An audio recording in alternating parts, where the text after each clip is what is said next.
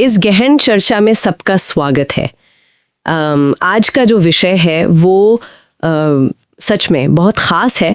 आज हम Stephen are कोवे की एक ऐतिहासिक किताब the 7 habits of highly effective people और इससे जुड़े वर्कबुक्स और सारांशों के एक बहुत बड़े स्टैक का विश्लेषण करने वाले हैं। बिल्कुल, और ये सिर्फ कोई एक आम किताब नहीं है। दशकों से इसने सफलता के पैमाने तय किए हैं। एकदम सही कहा।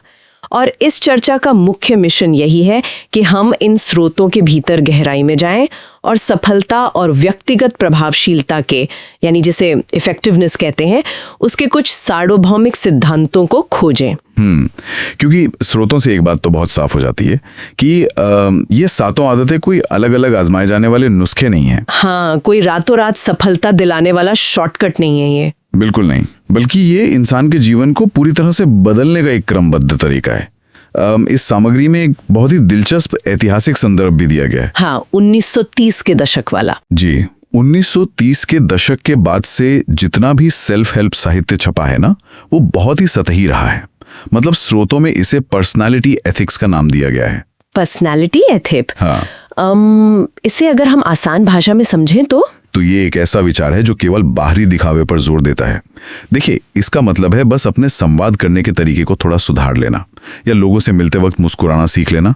मतलब जल्दी प्रभाव डालने की कोई तकनीक अपना लेना। बिल्कुल, लेकिन कोवे ये स्पष्ट करते हैं कि ये सतही बदलाव कभी भी किसी विपरीत परिस्थिति में टिकते नहीं है। हाँ, क्योंकि जब कोई गहरा संकट आता है तो इंसान का असली स्वभाव तो बाहर आ ही जाता है। एकदम सही बात है।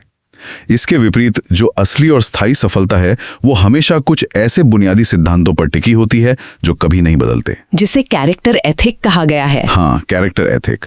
इसमें ईमानदारी, सम्मान, धैर्य और मानवीय गरिमा जैसे मूल्य शामिल हैं। जब इंसान का असल चरित्र इन पर आधारित होता है तभी जीवन को एक स्थायी दिशा मिलती है। ये तो बिल्कुल वैसा ही है कि जब तक किसी इमारत की बुनियाद गहरी और मजबूत नहीं होगी तो बाहर का रंग रोगन उसे तूफान से नहीं बचा सकता। बिल्कुल। और इसी बुनियाद को समझने के लिए स्रोतों में एक शब्द पर बहुत जोर दिया गया है, पैराडाइम, हमारा दृष्टिकोण। पैराडाइम वो चश्मा है जिससे हम दुनिया को देखते हैं। हाँ, और अगर चश्मे का नंबर ही गलत हो तो हम कितनी भी कोशिश कर लें, हमें सब कुछ धुंधला ही दिखाई देगा। इसी बात को और बेहतर ढंग से समझने के लिए उत्पादन और उत्पादन क्षमता के बीच के संतुलन का जिक्र है। पी और पीसी बैलेंस। हाँ, पी और पीसी बैलेंस। इसे समझाने के लिए ईसप की एक बहुत ही मशहूर कहानी बताई गई है, सोने के अंडे देने वाली मुर्गी की कहानी। वो कहानी तो शायद बचपन में सबने सुनी होगी। बिल्कुल सुनी होगी। कहानी में गरीब किसान को एक ऐसी मुर्गी मिल जाती है जो रोज सुबह सोने का एक अंडा देती है। शुरुआत में तो किसान बहुत खुश होता है और धीरे धीरे अमीर भी होने लगता है। लेकिन जैसे जैसे पैसा आता है उसका लालच बढ़ने लगता है। एक दिन वो सोचता है कि रोज एक एक अंडे का इंतजार क्यों करना। हाँ, क्यों ना इस मुर्गी को काटकर उसके पेट से सारे अंडे एक ही बार में निकाल लिए जाएं। और इसी लालच में वो मुर्गी को मार देता है। और नतीजा ये होता है कि अंदर कोई अंडा नहीं मिलता और भविष्य में मिलने वाले अंडों का जो स्रोत था, यानी वो मुर्गी, वो भी हमेशा के लिए खत्म हो जाती है। ये कहानी पी और पीसी बैलेंस को समझने का सबसे बेहतरीन रूपक है। देखिए, यहाँ पी का मतलब है प्रोडक्शन, यानी उत्पादन, जो कि वे सोने के अंडे हैं। और पीसी है? पीसी का मतलब है प्रोडक्शन कैपेबिलिटी, यानी उत्पादन की क्षमता, जो कि वो मुर्गी है। अगर हम आज की कॉर्पोरेट दुनिया का विश्लेषण करें तो ये संतुलन पूरी तरह से बिगड़ा हुआ नजर आता है। बिल्कुल। अक्सर देखा जाता है कि बेहतर नतीजे या प्रमोशन पाने के लिए इंसान इतना व्यस्त हो जाता है कि वो अपनी शारीरिक ऊर्जा और मानसिक स्वास्थ्य को ही दांव पर लगा देता है। वो ये भूल ही जाता है कि वो खुद ही वो मुर्गी है जो ये सारे सोने के अंडे पैदा कर रही है। और जब नींद या सही खान-पान की अनदेखी होती है तो अंततः बर्नआउट की स्थिति आ जाती है। मशीन को बिना मेंटेनेंस के लगातार चलाएंगे तो वो एक दिन टूट ही जाएगी ना। एकदम सही। और इस असंतुलन को ठीक करने के लिए स्रोतों में इनसाइड आउट अप्रोच, यानी अंदर से बाहर की ओर बदलाव का सिद्धांत दिया गया है। ये सिद्धांत इस मान्यता पर आधारित है कि हम दुनिया को वैसी नहीं देखते जैसी वो है, बल्कि वैसी देखते हैं जैसे हम खुद हैं। इसे एक उदाहरण से भी समझा जा सकता है। अगर किसी व्यक्ति के मन में बचपन से ये बात बैठा दी गई है कि अमीर लोग बुरे होते हैं या धन कमाना किसी का हक मारने के बराबर है, तो ये सोच ही उसका पैराडाइम बन जाती है। हाँ, अब भविष्य में अगर उस इंसान के सामने कोई बहुत ही बेहतरीन व्यवसाय का अवसर भी आएगा तो उसकी अपनी ही अवचेतन सोच उसे वो कदम उठाने से रोक देगी। वो बाहरी दुनिया में बदलाव की उम्मीद करता है, लेकिन असल रुकावट तो उसके अपने भीतर होती है। इसीलिए कोई भी सार्थक बदलाव हमेशा इंसान के अपने भीतर से शुरू होता है और यहीं से उस यात्रा की शुरुआत होती है जिसे प्राइवेट विक्ट्री यानी व्यक्तिगत जीत कहा गया है। यह वो सफर है जो एक इंसान को निर्भरता की मानसिकता से निकालकर स्वतंत्रता की ओर ले जाता है। निर्भरता का अर्थ है हर चीज के लिए दूसरों पर या परिस्थितियों पर दोष मढ़ना, मतलब ये कहना कि मैं ऐसा इसलिए हूं क्योंकि मेरे हालात ऐसे हैं। और इस मानसिकता को तोड़ने के लिए पहली आदत को अपनाना होता है, जो है सक्रिय रहें या बी प्रोएक्टिव। यहाँ रिस्पॉन्सिबिलिटी शब्द का बहुत ही मनोवैज्ञानिक विच्छेदन किया गया है। हाँ, उसे रिस्पॉन्सिबिलिटी के रूप में देखा गया है, यानी अपनी प्रतिक्रिया को चुनने की क्षमता। इसे समझाने के लिए स्रोतों में पावलोव के कुत्ते का बहुत ही प्रासंगिक वैज्ञानिक उदाहरण दिया गया है। पावलोव के प्रयोग में जब भी कुत्ते को खाना दिया जाता था तो एक घंटी बजाई जाती थी। कुछ समय बाद कुत्ते के दिमाग में घंटी की आवाज और खाने के बीच एक संबंध बन गया। बिल्कुल, नतीजा ये हुआ कि सिर्फ घंटी बजने पर ही बिना खाना देखे कुत्ते के मुंह में पानी आने लगता था। इसे कंडीशनिंग कहा जाता है, जहां बाहरी उद्दीपन से एक तयशुदा प्रतिक्रिया पैदा होती है। लेकिन जानवरों के मामले में उनके पास ये चुनने का विकल्प नहीं होता कि वे कैसे प्रतिक्रिया दें। इंसानों के पास ये आजादी है। यही सबसे बड़ी बात है। हमारे और बाहरी उद्दीपन के बीच एक खाली जगह होती है और उसी खाली जगह में हमारी अपनी प्रतिक्रिया चुनने की आजादी छिपी होती है। कोई हमारे साथ कितना भी बुरा व्यवहार करे, हम उस पर क्रोधित होंगे या शांत रहेंगे, ये आखिरी फैसला पूरी तरह से हमारा अपना होता है। और यही चुनाव की आजादी रिएक्टिव और प्रोएक्टिव मानसिकता के बीच का मुख्य अंतर है। रिएक्टिव लोग हमेशा बाहरी वातावरण के गुलाम होते हैं। अगर मौसम खराब है तो उनका दिन खराब हो जाता है। वे लगातार उन चीजों के बारे में शिकायत करते हैं जिन पर उनका कोई नियंत्रण नहीं है, जैसे देश की अर्थव्यवस्था या दूसरे लोगों का व्यवहार। स्रोतों में इस दायरे को सर्कल ऑफ कंसर्न या चिंता का दायरा कहा गया है। इसके विपरीत प्रोएक्टिव लोग अपनी पूरी ऊर्जा सर्कल ऑफ इन्फ्लुएंस यानी प्रभाव के दायरे पर लगाते हैं। वे उन चीजों पर ध्यान देते हैं जिन्हें वे सच में बदल सकते हैं, जैसे उनका अपना काम, उनका स्वास्थ्य या उनका नजरिया। और जब इंसान प्रभाव के दायरे पर काम करता है तो धीरे धीरे उसका वो दायरा बड़ा होने लगता है। सही बात है। लेकिन अगर हम अपनी प्रतिक्रियाओं को नियंत्रित करना सीख भी लें तो ये सवाल उठता है कि हम उस नियंत्रण का इस्तेमाल किस दिशा में आगे बढ़ने के लिए कर रहे हैं। और यहीं से दूसरी आदत सामने आती है। अंत को ध्यान में रखकर शुरुआत करें। Begin with the and in mind. इसे स्पष्ट करने के लिए एक बहुत ही झकझोरने वाला अभ्यास दिया गया है। हाँ, अंतिम संस्कार वाला अभ्यास। कल्पना की जाए कि कोई व्यक्ति एक अंतिम संस्कार में शामिल होने गया है। वो देखता है कि वहां उसके परिवार वाले, दोस्त और सहकर्मी मौजूद हैं जो मंच पर आकर उस व्यक्ति के बारे में कुछ कहने वाले हैं। और जब वो ताबूत के पास जाता है तो उसे पता चलता है कि वो उसका अपना ही अंतिम संस्कार है। ये सच में रोंगटे खड़े कर देने वाला विचार है कि जीवन के उस अंतिम दिन पर इंसान क्या चाहेगा कि लोग उसके चरित्र के बारे में क्या बोले। क्या वो ये सुनना चाहेगा कि उसने ऑफिस में हफ्ते के 80 घंटे काम किया और बहुत पैसा कमाया, या वो ये सुनना चाहेगा कि वो एक निस्वार्थ इंसान था और उसने लोगों के जीवन में सकारात्मक बदलाव लाया। ये कल्पना किसी भी इंसान को उसके जीवन के वास्तविक मूल्यों के सामने खड़ा कर देती है। अक्सर लोग हर दिन बहुत व्यस्त रहते हैं लेकिन ये नहीं जानते कि वो व्यस्त क्यों हैं। यहीं पर लीडरशिप और मैनेजमेंट के बीच का एक बहुत ही महत्वपूर्ण अंतर बताया गया है। मैनेजमेंट का मतलब है किसी काम को सही तरीके से करना, सफलता की सीढ़ी पर तेजी से चढ़ना। लेकिन लीडरशिप ये तय करती है कि जो काम किया जा रहा है वो सही है भी या नहीं। ये देखना कि सफलता की वो सीढ़ी सही दीवार पर टिकी भी है या नहीं। कहीं ऐसा न हो कि जीवन भर सीढ़ी चढ़ते रहें और अंत में जाकर एहसास हो कि दीवार ही गलत थी। इसीलिए दूसरी आदत इंसान को अपने जीवन का एक मिशन स्टेटमेंट लिखने के लिए प्रेरित करती है। और जब एक बार ये स्पष्ट हो जाता है कि कौन सी दीवार सही है, तब चुनौती आती है उस पर अमल करने की। यहीं पर तीसरी आदत की भूमिका शुरू होती है, जरूरी चीजों को प्राथमिकता दें। पुट फर्स्ट थिंग्स फर्स्ट ये आदत सिखाती है कि अपने सीमित समय और ऊर्जा को कैसे व्यवस्थित किया जाए। समय प्रबंधन को गहराई से समझाने के लिए स्रोतों में टाइम मैनेजमेंट मैट्रिक्स दिया गया है।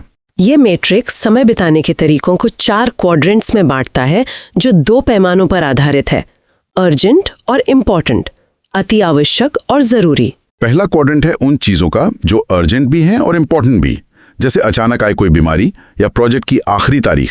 दूसरा क्वाड्रेंट उन चीजों का है जो इम्पोर्टेंट तो हैं लेकिन अर्जेंट नहीं है, जैसे व्यायाम करना, लंबी अवधि की योजना बनाना या नए कौशल सीखना। और तीसरा क्वाड्रेंट है जो अर्जेंट लगता है लेकिन इम्पोर्टेंट बिल्कुल नहीं होता, जैसे किसी और व्यक्ति द्वारा डाली गई रुकावटें या कुछ बेमतलब की मीटिंग्स। और चौथा क्वाड्रेंट वो है जो ना तो अर्जेंट है और ना ही इम्पोर्टेंट। ये पूरी तरह से समय की बर्बादी है, जैसे बिना वजह सोशल मीडिया स्क्रॉल करना। और मैट्रिक्स का सबसे बड़ा खुलासा ये है कि ज्यादातर लोग क्वाड्रेंट 1 और क्वाड्रेंट 3 के बीच ही फंसे रहते हैं। वे बस चीजों पर प्रतिक्रिया दे रहे होते हैं। स्रोतों में इसका एक बहुत ही सटीक उदाहरण दिया गया है। मान लीजिए कोई व्यक्ति अपने जीवन के किसी महत्वपूर्ण प्रोजेक्ट पर काम कर रहा है जो क्वाड्रेंट 2 का काम है। अचानक उसके फोन की घंटी बजती है। उसका कोई पुराना दोस्त अपने किसी बेकार के किस्से के बारे में, जैसे कि उसका पहला थ्रीसम कैसा रहा, डींगे हाँकने के लिए फोन करता है। या फिर ऑफिस में कोई सहकर्मी बीच में आकर जिद करने लगता है कि उसे अभी अपने कंप्यूटर का प्रिंटर ठीक करवाना है। वो बजता हुआ फोन या वो खड़ा हुआ सहकर्मी उस समय बहुत अर्जेंट महसूस होते हैं। ऐसा लगता है कि तुरंत ध्यान देना ही पड़ेगा। यही वो धोखा है जो क्वाड्रेंट डीन पैदा करता है। वो काम अर्जेंट तो है क्योंकि सामने खड़ा है, लेकिन क्या वो उस इंसान के जीवन के मुख्य लक्ष्यों के हिसाब से इम्पोर्टेंट है? बिल्कुल नहीं। तीसरी आदत यही अनुशासन सिखाती है कि आसान और तत्काल सामने खड़े काम को ना कहना आना चाहिए, ताकि उस काम को हाँ कहा जा सके जो सच में महत्वपूर्ण है। असल व्यक्तिगत प्रभावशीलता हमेशा क्वाड्रेंट 2 में समय बिताने से आती है। जो इंसान क्वाड्रेंट 2 में जितना ज्यादा समय बिताता है, उसके जीवन में क्वाड्रेंट 1 वाले संकट उतने ही कम आते हैं। और जब कोई इंसान इन तीनों आदतों को अपने जीवन में उतार लेता है, तब वो पूरी तरह से एक स्वतंत्र व्यक्ति बन जाता है। यहाँ उसकी प्राइवेट विक्ट्री पूरी होती है। लेकिन बात यहीं खत्म नहीं होती। इंसान एक सामाजिक प्राणी है। स्वतंत्रता के बाद का अगला चरण है पारस्परिक निर्भरता, यानी इंटरडिपेंडेंस की ओर बढ़ना। यहीं से पब्लिक विक्ट्री यानी सार्वजनिक जीत का सफर शुरू होता है। इसमें चौथी आदत आती है सबकी जीत के बारे में सोचें। Think win win. ये ऐसा है कि अगर किसी ने पिज्जा का एक बड़ा हिस्सा खा लिया तो दूसरों के लिए पिज्जा कम हो जाएगा। स्रोतों में इसे कमी की मानसिकता या स्कार्सिटी मेंटालिटी कहा गया है। ये मानसिकता लोगों को बहुत अधिक प्रतिस्पर्धी बना देती है। इसके ठीक विपरीत चौथी आदत प्रचुरता की मानसिकता यानी अबंडेंस मेंटालिटी को अपनाने पर जोर देती है। ये वो विश्वास है कि इस दुनिया में हर किसी के लिए पर्याप्त अवसर और सफलता मौजूद है। किसी एक की जीत का मतलब दूसरे की हार होना जरूरी नहीं है। विन विन केवल कोई बातचीत करने की तकनीक नहीं है, बल्कि ये इंसानी रिश्तों का एक संपूर्ण दर्शन है। इसमें हमेशा एक ऐसे रास्ते की तलाश की जाती है जिसमें दोनों पक्षों का फायदा हो। और अगर कोई ऐसा रास्ता नहीं निकलता है जहां दोनों की जीत हो, तो ये दर्शन सिखाता है कि नो डील का विकल्प चुन लेना ज्यादा बेहतर है, बजाय इसके कि भविष्य में कड़वाहट पैदा हो। इस विन विन के दर्शन को धरातल पर उतारने के लिए संवाद का एक बहुत ही गहरा नियम समझना होता है, जो 5वीं आदत है। पहले समझें, फिर अपनी बात समझाएं। Seek first to understand, then to be understood. संचार के क्षेत्र में ये शायद सबसे बड़ा और सबसे मुश्किल नियम है। मुश्किल इसलिए है क्योंकि ज्यादातर लोग ये मानते हैं कि वो सुन रहे हैं, सही बात जबकि असल में वो सिर्फ अपने बोलने की बारी का इंतजार कर रहे होते हैं। स्रोतों में इसका बहुत मनोवैज्ञानिक विश्लेषण किया गया है। जब भी कोई दूसरा इंसान अपनी परेशानी बताता है, तो सुनने वाला अक्सर अपनी खुद की कहानी खोजने लगता है। इसे ऑटोबायोग्राफिकल लिसनिंग कहा गया है। जैसे मान लीजिए कोई कह रहा है कि उसे अपने करियर में तनाव महसूस हो रहा है। सही बात है। तो सुनने वाला तुरंत जवाब देता है कि अरे मेरे साथ भी पिछले साल बिल्कुल ऐसा ही हुआ था, मैंने तो ये तरीका अपनाया। इस प्रक्रिया में हमने उस व्यक्ति को समझा ही नहीं, बस अपना अनुभव उस पर थोप दिया। ये बिल्कुल वैसा ही है जैसे कोई डॉक्टर बिना मरीज की जांच किए दवाइयों का पर्चा लिखना शुरू कर दे। क्या कोई भी समझदार व्यक्ति ऐसे डॉक्टर की दवा खाएगा? कभी नहीं। इसीलिए स्रोतों में सहानुभूतिपूर्ण श्रवण यानी एम्पैथिक लिसनिंग के महत्व को समझाया गया है। इसका अर्थ केवल कानों से शब्द सुनना नहीं है, बल्कि दूसरे इंसान की भावनाओं को गहराई से महसूस करना है। जब हम किसी को बिना अपनी राय थोपे पूरी गहराई से सुनते हैं तो हम उस इंसान को मनोवैज्ञानिक हवा देते हैं, साइकोलॉजिकल एयर। और जब उसे महसूस होता है कि उसे सच में समझा गया है, तब उसका बचाव तंत्र गिर जाता है और तभी वो हमारी बात समझने के लिए भी तैयार होता है। और जब दो लोग विन विन की मानसिकता रखते हैं और एक दूसरे को समझते हैं तो एक ऐसा रचनात्मक माहौल तैयार होता है जहां छठी आदत जन्म लेती है, तालमेल बिठाएं या सिनर्जी। सिनर्जी का मूल सिद्धांत यह है कि संपूर्ण अपने हिस्सों के जोड़ से हमेशा बड़ा होता है। अगर गणित की भाषा में कहें तो 1 और 1 हमेशा 2 नहीं होता। जब सही तालमेल बैठता है तो ये 3, 9 या 1200 भी हो सकता है। यह सुनने में अजीब लग सकता है, लेकिन प्रकृति इसके उदाहरणों से भरी पड़ी है। बिल्कुल। स्रोतों में प्रकृति का एक बहुत ही सटीक उदाहरण दिया गया है, ज़ेब्रा और ऑक्सपेकर पक्षी के बीच का रिश्ता। हाँ, ज़ेब्रा घास के मैदानों में चरता है और उसके शरीर पर कई परजीवी कीड़े लग जाते हैं। ऑक्सपेकर पक्षी आकर ज़ेब्रा की पीठ पर बैठता है। इसमें दोनों का फायदा है। पक्षी को अपना भोजन आसानी से मिल जाता है और ज़ेब्रा को उन परेशान करने वाले कीड़ों से आज़ादी मिल जाती है। और इतना ही नहीं, जब भी कोई शिकारी शेर आसपास आता है तो ऑक्सपेकर पक्षी खतरे को भांपकर जोर जोर से शोर मचाने लगता है, जो ज़ेब्रा के लिए एक बेहतरीन अलार्म का काम करता है। दोनों के आकार, स्वभाव और क्षमताएं बिल्कुल अलग हैं, लेकिन जब वे एक साथ आते हैं तो वे एक ऐसा रक्षात्मक तंत्र बनाते हैं जो अकेले संभव नहीं था। यही असली रचनात्मक सहयोग है, क्रिएटिव कोऑपरेशन। इंसानी रिश्तों और टीमों में भी सिनर्जी ऐसे ही काम करती है। जब अलग-अलग पृष्ठभूमियों और सोच वाले लोग एक दूसरे के मतभेदों का सम्मान करते हैं तो वे ऐसे नए समाधान खोज निकालते हैं जिनके बारे में अकेले कभी सोचा भी नहीं होगा। विविधताओं को बर्दाश्त करना काफी नहीं है, विविधताओं का जश्न मनाना ही सिनर्जी है। इन 6 आदतों को समझ लेने के बाद ऐसा लग सकता है कि सफर पूरा हो गया। हमने आजादी पाली और दूसरों के साथ तालमेल बिठाना सीख लिया। लेकिन स्रोतों में एक आखिरी और 7वीं आदत का वर्णन है जो बाकी सभी आदतों को जीवित रखती है। वह है निरंतर सुधार की प्रक्रिया, जिसे नाम दिया गया है आरी की धार तेज करें, शार्पन द सॉ। इस आदत को लकड़ी काटने वाले एक व्यक्ति की मशहूर कहानी से समझाया गया है। एक आदमी जंगल में पिछले 5 घंटे से लगातार पसीने में लथपथ होकर एक पेड़ काट रहा है। वो बुरी तरह थक चुका है, लेकिन पेड़ कट नहीं रहा। तभी पास से गुजरने वाला एक व्यक्ति ये देखकर रुकता है और सलाह देता है कि तुम्हारी आरी की धार कुंद हो चुकी है, तुम थोड़ा रुक कर अपनी आरी की धार तेज क्यों नहीं कर लेते। तो वो थका हुआ लकड़हारा झुंझलाकर जवाब देता है कि मेरे पास धार तेज करने का बिल्कुल समय नहीं है। क्या तुम देख नहीं रहे मैं पेड़ काटने में कितना व्यस्त हूँ। यह कहानी मानवीय व्यवहार पर एक बहुत बड़ा कटाक्ष है। हम अक्सर अपने जीवन में यही कर रहे होते हैं। हम काम करने में इतने व्यस्त हो जाते हैं कि खुद पर काम करने के लिए समय ही नहीं निकालते। श्रुत स्पष्ट रूप से स्थापित करते हैं कि खुद पर निवेश करना दुनिया का सबसे बड़ा निवेश है, क्योंकि हम खुद ही वे औजार हैं जिनसे हमें जीवन में प्रदर्शन करना है। खुद को ताज़ा रखने और अपनी आरी की धार को तेज करने के लिए 4 महत्वपूर्ण आयाम बताए गए हैं। पहला है शारीरिक आयाम। इसमें सही पोषण, पर्याप्त आराम और नियमित व्यायाम शामिल हैं। दूसरा है मानसिक आयाम। इसका मतलब है लगातार नई चीजें सीखना, अच्छी किताबें पढ़ना और अपने दिमाग को सोशल मीडिया के कचरे से दूर रखना। तीसरा है सामाजिक या भावनात्मक आयाम, जो सार्थक रिश्तों को बनाने, दूसरों की मदद करने और समाज में योगदान देने से जुड़ा है। और चौथा है आध्यात्मिक आयाम, जो हर इंसान के लिए अलग हो सकता है। इसमें ध्यान लगाना, प्रकृति के साथ समय बिताना या अपने गहरे जीवन मूल्यों के साथ जुड़ना शामिल है। इन चारों आयामों में संतुलन बनाए रखना ही एक ऊर्जावान जीवन की कुंजी है। यहाँ मशहूर विचारक जिम रोहन का एक बहुत ही प्रभावशाली विचार साझा किया गया है कि सफलता कोई ऐसी चीज नहीं है जिसका पीछा किया जाए। सफलता इस बात से आकर्षित होती है कि कोई इंसान अंदर से कैसा व्यक्ति बनता है। सफलता आकर्षित होती है, ये पूरे कैरेक्टर एथिक का सार है। अगर इस पूरी ज्ञानार्धक यात्रा का निचोड़ निकाला जाए तो यह स्पष्ट होता है कि ये 7 आदतें हमें एक बहुत ही तार्किक रास्ते पर ले जाती हैं।